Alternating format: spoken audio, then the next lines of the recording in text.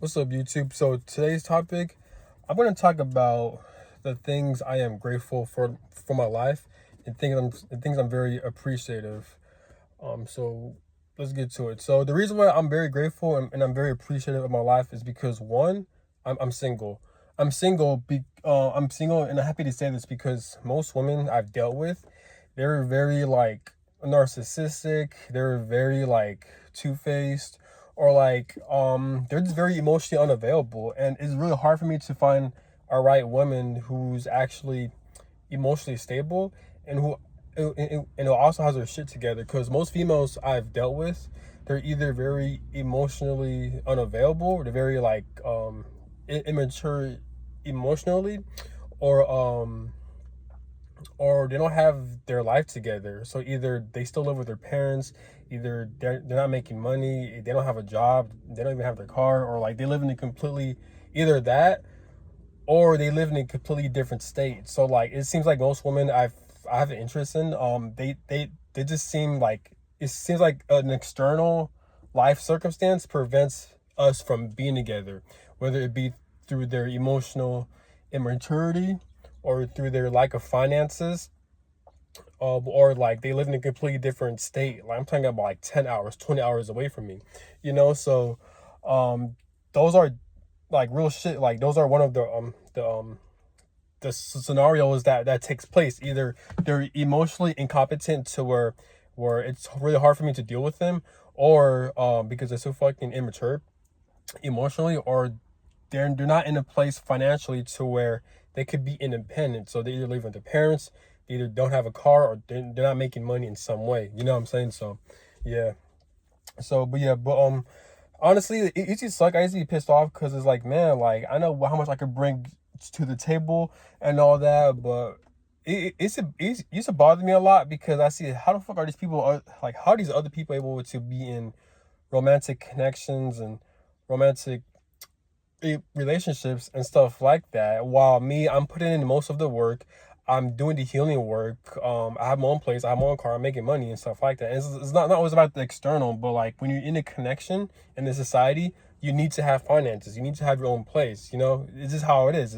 I didn't Don't hate the player, hit the game. I don't hate, there's nothing you can really do about it. In my opinion, if you want to be in a connection, you need to have your own fucking, especially as a man, like you need to have your own place, you need to have your own shit going on. But I don't know, it's whatever. But yeah, so honestly, and not only that, but like I feel like I live in a very like, I live in it. So me, I live in Kansas. Kansas is very shitty because like Kansas is not really, the only thing Kansas produces is people who are either alcoholics, drug addicts, or like people who are very boring, or like people who are baby mamas. That's what I realized.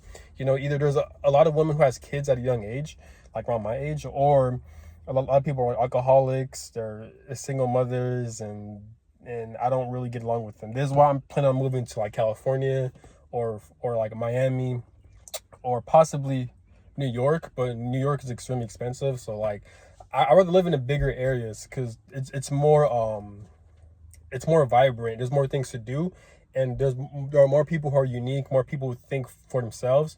Versus, I notice in smaller Midwestern areas, usually people are stuck in the comfort zone. So they either live with their parents still, or like they're like single baby mamas and shit like that, or like they do nothing but drink drugs, or they do nothing but drink alcohol and shit like that. So this is why I'm not a big fan of like Midwestern areas like that. You know what I'm saying? So, but but also, um what else? I'm also grateful for my situation because I don't have to deal with the stress and bullshit that most females produce. Honestly, most of them produce that. So I feel like, looking back, I used to be confused, but now I realize, okay, this is probably God's protection.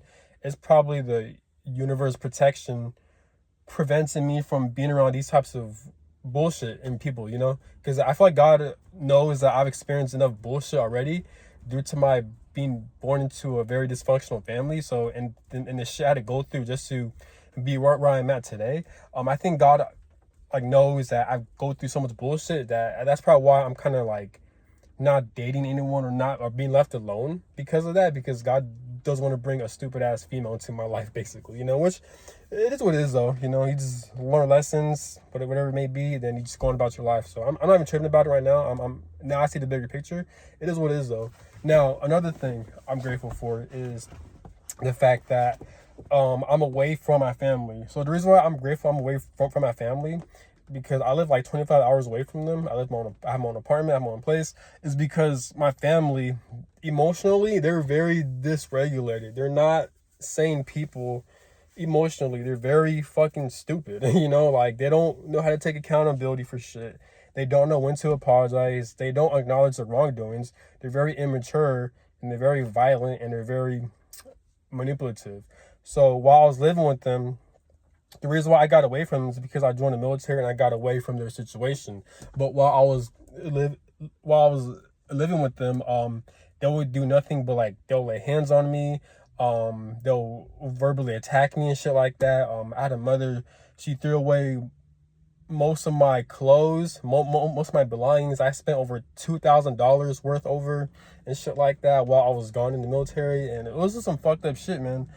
They never taught me how to drive. I remember one time when I got kicked out of the house because I was trying to hold them accountable for the wrong thing, from the wrong things they're doing to me. I had a stepfather.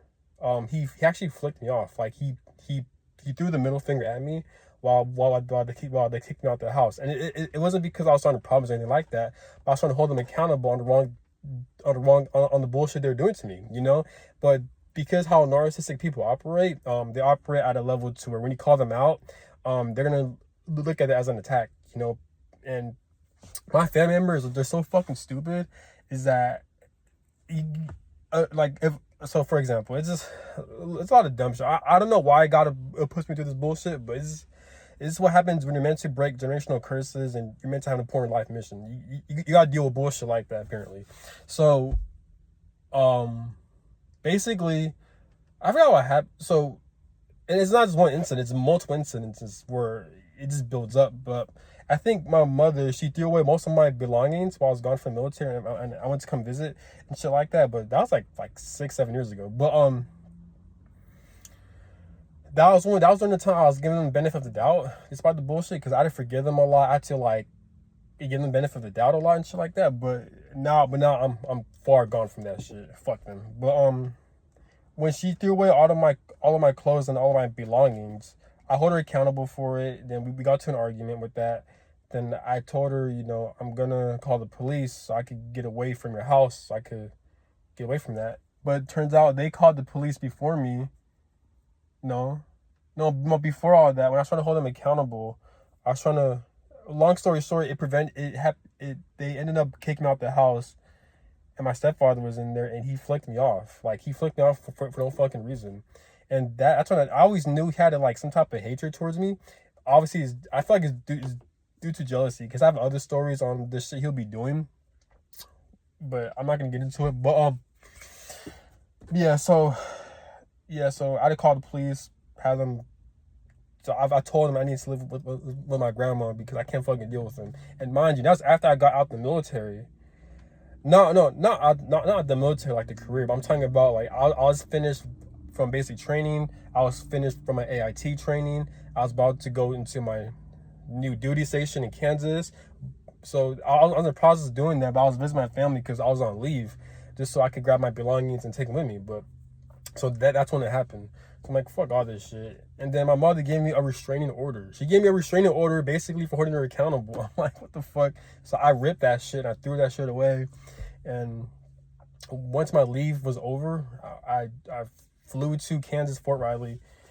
I don't know why I said that shit. But yeah, so I flew to Kansas on my duty station.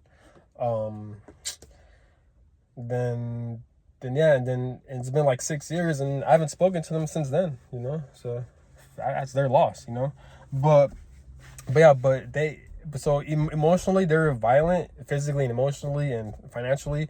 They never gave me an allowance. They never gave me, and when I say they never gave me an allowance, I don't mean it in an entitled way, because I'm starting to realize, I feel like most people my age, I feel like they have most of their shit handed to them by their parents, and that kind of is, it's kind of concerning because I understand the economy is rough and all that, but like if you're like a grown man relying on your parents, then there's something you need to do that's not right. You know, I mean, if you have supportive parents, then hey, that's good. But like sometimes you're gonna have to do things on your own. You know, that's how you got to build your life up. You know, most people, I'm making a different video about it, but yeah, but it's just fucking weird. So I don't know where I'm getting at, man. But yeah, basically they were useless. They never, yes, they provided food, water, and shelter, but when it comes to my emotional needs, when it comes to basic life skills that are dire that you need to know, they failed in every aspect of that. You know, they never taught me how to drive. I don't know what a social security card was. I don't know what a state ID was. I had to beg my fucking mother to give me that shit because I do research on my own, and I was like 19, 20. I was the reason why I even have a social security card and a state ID because they're so fucking narcissistic that they can't think for themselves. I had to get into arguments, fights. It was like, that shit was fucking annoying, man. It's like, as I'm getting older, that's when I can see more of the bullshit that how my family operates and shit like that, you know? So, but yeah, and then my father, he was never really emotionally present. Like, even though I do technically have a biological father, I feel like he was absent most of my whole life because emotionally, he's very unavailable and he doesn't check up on. It's just weird. I feel like he could be autistic, or he could be a narcissist, or he could be, or he just does not give a fuck. I really don't know, but I never felt connected to him. I don't know too much about him like that and stuff like that. So, and it's funny too because the one time that they've checked up on me, that they've called me, and that they called me from a different phone number, but like they sent me a voicemail was when I went to jail for 5 days. And I only went to jail for a misdemeanor. It wasn't anything bad or anything like that. It was just a mistake I've made. But at the end of the day, it's off of my record. It's really not a big deal, and I got that situation handled. It doesn't affect my life anyway. But I was in jail for 5 days and shit like that. And that's the only time they left a voicemail and called me and stuff like that. And mind you, they weren't crying. They weren't begging like that. All they said was, hey, I've heard you're in some trouble. If you need anything, let me know. And mind you, that's the only time they reached out to me, and they didn't apologize. They did not take accountability. So how y'all gonna brush all that to the side, but yet contact me when something bad happens to me that I've handled, that I've handled my business and shit like that? You know, I'm like, what the fuck? So like, what else? And when they called me, they're like 2 months late. They called me 2 months. I know. They didn't call me. They tried to call me, but they left me voicemails because I didn't answer their phone numbers because I had them blocked like that. The only reason why I knew they were trying to call me or send me voicemails because apparently it was on my blocked list on my voicemails. For some reason, I was going through my blocked list on my voicemails and I saw them. What the fuck? So I played it and I listened to what they were saying. But yeah, but one, the only time they reach out to me is when something bad happens to me. Two, they were very fucking late. So they sent me a voicemail 2 months after my incident. You know, I'm like, what the fuck are y'all gonna do? Y'all not gonna do shit, you know? Fuck y'all, you know? So then I cussed it, so I unblocked them, cussed them out through messages, and then I blocked them again. But and also they didn't take accountability from all the bullshit they done to me in the past. And they always do that. They always do that shit. I'm like, fuck y'all then, you know? But also, so yeah, that's one of the reasons why I'm grateful I'm away from them and stuff like that, because I don't really have to deal with their bullshit and stuff like that. So I'm very grateful for that. Yeah, but now also, one of the things I'm grateful for was that I joined the military. So the reason I'm grateful that I've joined the military is because when I've joined the military, it really helped save my life. Because one, it was hard for me to get away from my family household situation. It was hard for me to, because at the time I didn't have a car, I didn't had a job. I wasn't making money. And the times I was working a job, it was like a dead end job because I was born in California, but I was born in one of the most shittiest parts in California. It's like the middle of a fucking desert. You know, it's the middle of a fucking desert. There's no opportunities over there. So it's hard to find work. It's hard to find opportunities over there. So my only gateway was to join the military to get away from my family's situation. And long story short, I did that. And because I was in the military, I was able to get free eye surgery. I got my own car.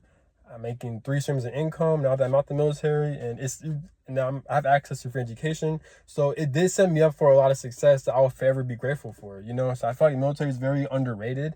I feel like I'll make a separate video about it. But yeah, so that's one of the reasons I'm grateful for my life. And despite all the bullshit I've experienced, at the end of the day, I'm very grateful that I'm very grateful for the decisions I've made. I'm very grateful for the people that were out of my life, because looking back is like, it was painful, because these are the people that are supposed to love you and support you, but if they're failing to do that due to their selfishness and due to their stupidity, yeah, it's best for you to cut ties with them. You know, that's not your problem anymore. It's God's problem. That's how I look at it. You know, because God is responsible for this human experience, and God got a lot of explaining to do once I'm out this bitch. So that's how I go about it. You know, so but yeah. So fast forward, I'm currently in a situation to where I live in Kansas. I don't like Kansas, but I am doing the best I can to save enough money to where and to get prepared. So once my lease date ends in Kansas, I'm able to live in a completely different state. I'm planning to live either in California, Miami, or New York. Either of these three. Possibly not New York, because it's very expensive and the housing is just fucking trash in New York. It's just horrible. You got to pay like $4,000 just for a fucking closet to live in. You know, I don't fuck that shit. You know, but California, maybe like San Diego or San Francisco are my two options. But the reason why I'm kind of iffy about moving to California is because, one, I was born and raised in California, and because I have so much beef with my family and there's other bullshit I've experienced over there, it kind of turns me off on moving to California, because we do live in a very small world out here, and like I don't. You know, there's certain people I don't want to see and I don't want to be around with and shit like that. I like to expand and evolve. But like, if I move back to California, I feel like that's going to fuck up my healing journey, because it's like, I have enemies, because I feel my family's enemies. So like, I don't want to move back with my enemies. Fuck that shit. Even if it's like 2 hours away, 4 hours away, because San Diego is San Francisco, those are like 2 to 4 hours away from my family's hometown. You know, but to me, that's a very short distance. That's very close. And I don't want to feel all that stress and go through all that trauma and all the bullshit that I've experienced in the past that I was trying to get away from. You know what I'm saying? Even though I love California, it's beautiful. It's a very all-around state. It has oceans, it has a beach, it has mountains. There's things to do over there. But at the same time, it's like, I don't want to go back to a place to where I have people I don't fuck with. You know what I'm saying? So that's probably why I'm considering Miami, Florida, and stuff like that, because at least there's more fun over there as well too. They have a lot of beaches. It's warm weather the whole year around and stuff like that. So I might be moving to over there possibly, you know. But also there's other places I'm gonna check out as well. Possibly North Carolina, because they have bigger cities and areas, and they also have a beach. But I don't know. I'll see what's out there. But I definitely don't want to move to the Midwestern areas, because places where there's nothing to do, like the middle of nowhere, like the Midwestern, like Idaho, Kansas, Ohio, just play the Midwestern places like these are very. I'd rather not go there, even though it's very cheap over there. Like fuck that. This is not a good place to live in, because when I live in an area, I look for a community. I look for people to surround myself with. I look for things to do over there, you know. And if I'm in a state to where there's nothing to do over there, there's no community, why the fuck would I even go in there, you know? So, but yeah, so that's all I got to say. That's pretty much my life update. That's all I got to say. Have a good one. Peace.